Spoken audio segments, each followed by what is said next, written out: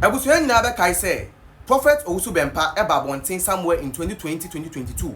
Ebe ka say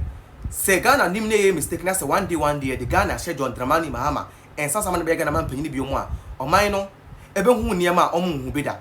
Anche ena sa Prophet Owusu Bempah ya sa aba bonten be ka say this time I want Yankopon say His Excellency John Dramani Mahama wasesa waya abode afoforo interfere Ghana be hye nsa afei die John Dramani Mahama ba ya nsem Owusu Bempah ka no 2-3 years ago no Ghana foni be say asom hu ne say e ade a ekoso na yenwa be me fe ne dani o ye TikToker ono so TikTok odi nsem bia betuja obusa Ghana asofo owie so de bia mane akoma eye assistant teacher fo any NDC fo a omo say St. George every content creators one from no or the message be amomo na ebusuya ha ya Ghana nsem message say oba like na wa share na wa kire wa dwon comment section ne mu menu nyina no ebobo awuri mi akoko tie nsem a dani ede atodwa obusa Ghana asofo ene nsem a o ka kire NDC bloggers ene anes ne aye teacher fo ebusuya yembo awuri ne ko tie nsem a dani de todwa ne mbra ne wi a ya ba kire adwen di ekire mo ne fa oman hu mo de kokobo bere yen timamufo titru ni yewura Owusu Bempah obeka kire yen se yen hwe yiye pa ne ama His Excellency John Dramani Mahama second chance bi enya sa ne yebeba oman yi so no yentumi daddy a moma mo ho kwan na yadi sika ne aduane esesa asabi Nyankopon adi ye odema mo se momfa mayen na ye ho so ne ko wi akire mo besan etwa mo ho ka kire oman yi se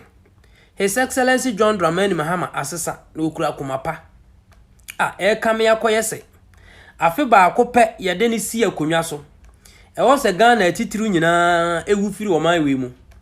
ye ka no kura akire mu a yemfa ehu ne beka no kura wi na yensuro NDC his speech ne yede bekasa se enuane ne sika ne yede ma amo a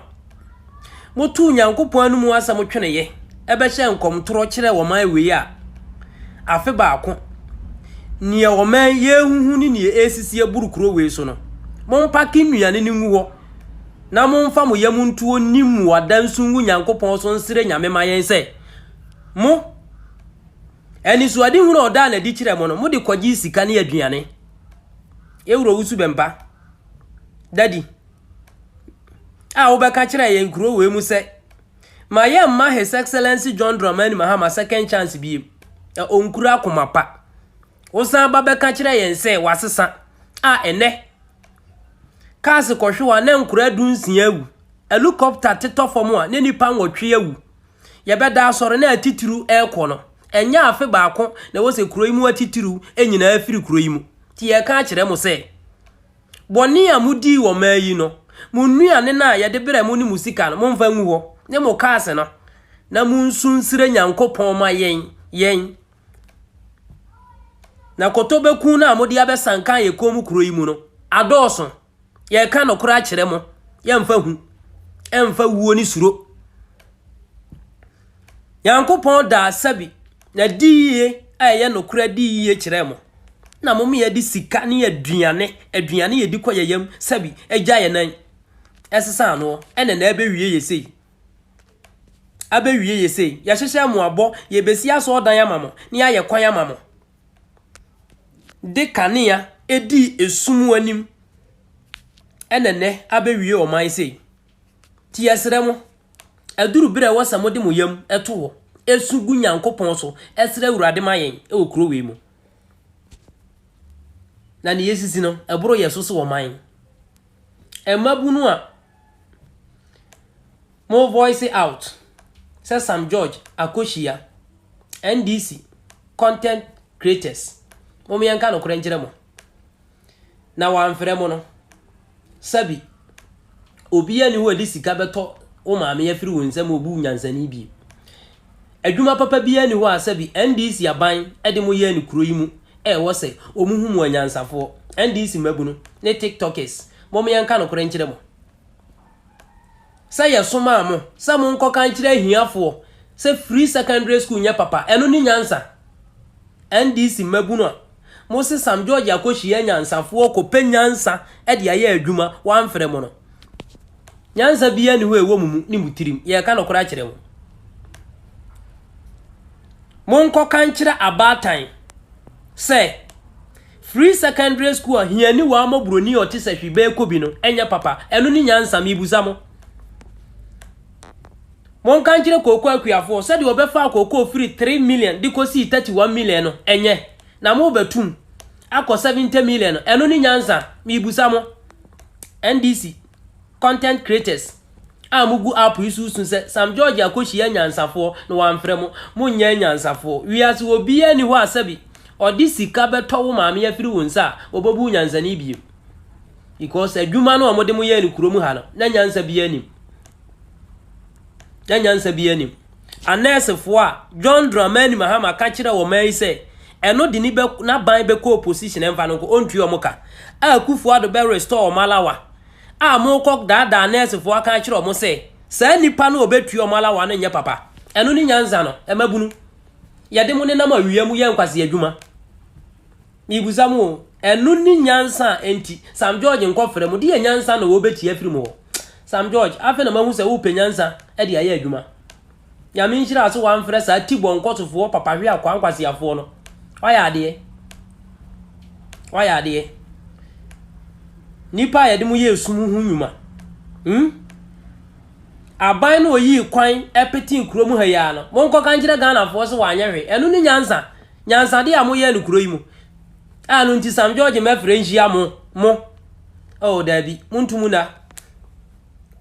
munya nyansa fo mate muntumuna Ebusuya me say sometimes wo Yakopon wo we oka asem a no nim de oka ai Yakopon oka asem a onim de oyeden de oka won say asem a Owusu Bempah kan 2-3 years ago a benim de ba ya wasa na no koka asem foforo no asem no ende Ghana for ni bi say eye adwuma now. Currently, we live in a country whereby the insecurity in the country, is on the rise. And now, better say, we see what watching we see the come way, a boy to a kidnapping way, and all this is happening under John Dramani Mahama. You see, kidnapping issues have been in the country, I know,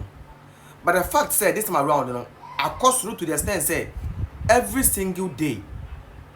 over issue concerning kidnapping in our country. Na Nigeria for no omo be fra o man mu kra na chese mo no omo na ye me wanwa and the fact that the government is not talking about this whole thing because there's a lot of bloggers and influencers omo kasa about this thing e koso o man the insecurity and everything but the government is still mute about this whole thing and it's very very concerning. It is very very concerning. Now me busa me ho say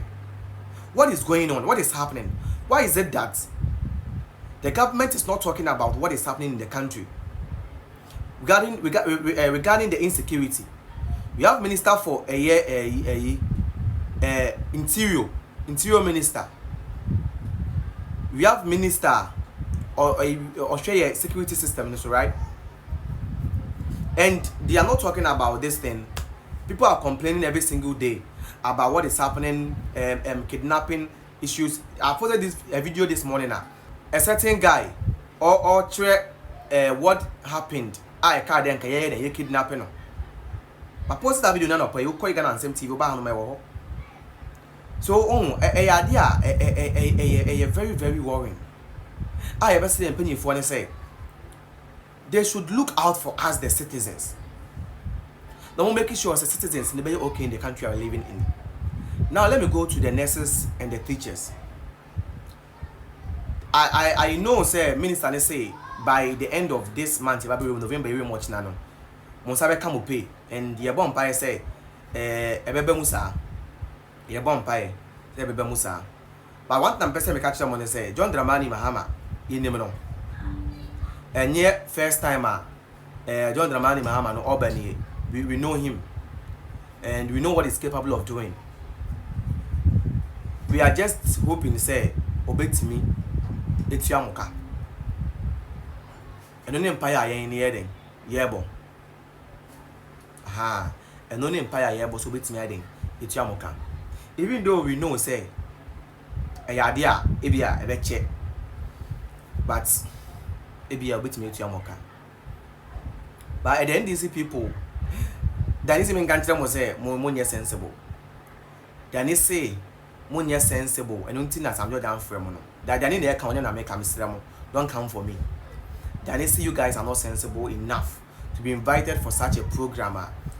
China for said Singapore for say one TikTok for officials. Eba Ghana hanom. Almost say more sensible enough. I don't think that you invite someone. That's what they are saying. And I don't know, but that's what they're actually saying. So basically, that is Ntebusuya. Say that they kind of miss media then. Media mamono. Say that make catch on how they got on same TV. Na idiom just so no. Any promise. The better was so young to pass out here.